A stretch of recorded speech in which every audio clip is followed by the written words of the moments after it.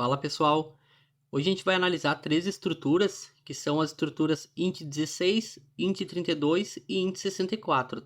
Para começar, um detalhe bem interessante aqui é que quando a gente utiliza int dessa forma, ele automaticamente utiliza o int32, tá? Se a gente vir aqui em cima, ó, ele mostra para nós read only struct system.32. E qual a diferença do int16, do int32 e do int64? Eu vou abrir essas três estruturas para a gente dar uma olhada. Vou pegar aqui primeiro a int16, vou deixar ela aqui do lado. Vou pegar agora a int32, vou deixar aqui do lado também. E por fim, eu vou pegar aqui a int64 e a gente vai comparar essas três estruturas, tá? Então, qual a diferença, tá?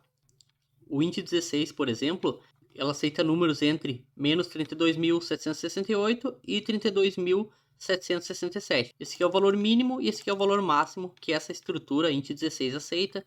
Já a int32 ela aceita um valor bem maior, ó. E a int64 um valor maior ainda, tá? Os métodos aqui são todos iguais, essa é a única diferença, tá?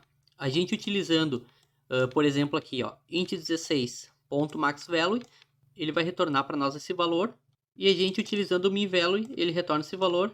Então esses caras aqui são constantes, tá? O que a gente tem aqui de método?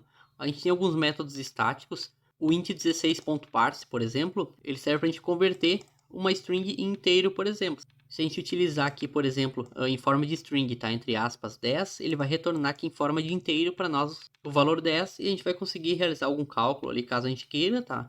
Então aqui ele retorna para nós o int16, já aqui no int32 ele retorna para nós o int32 e 64 ele retorna int64, tá?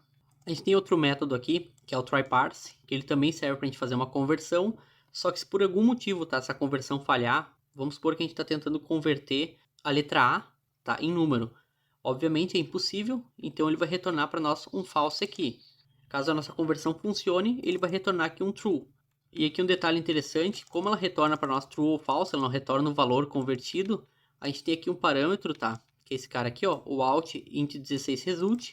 Esse cara aqui, se a nossa conversão der tudo certo, ela vai receber o número, em forma de número, né, o valor da nossa conversão.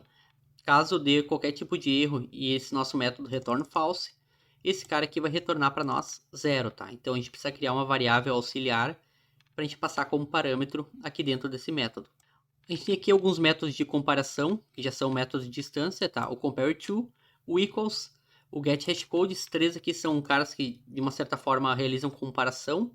O getTypeCode para a gente retornar o tipo. A gente tem aqui o método toString com algumas sobrecargas. E o tryFormat, que serve para a gente aplicar alguns formatos, tá? E ele retorna para nós também um verdadeiro ou falso. Um detalhe aqui bem importante, tá? Quando a gente cria uma classe ou uma estrutura, automaticamente eles herdam da classe Object. E a classe Object é quem tem esses caras aqui, ó, o toString, o equals, o getHashCode. E lá na classe Object, eles são métodos virtual.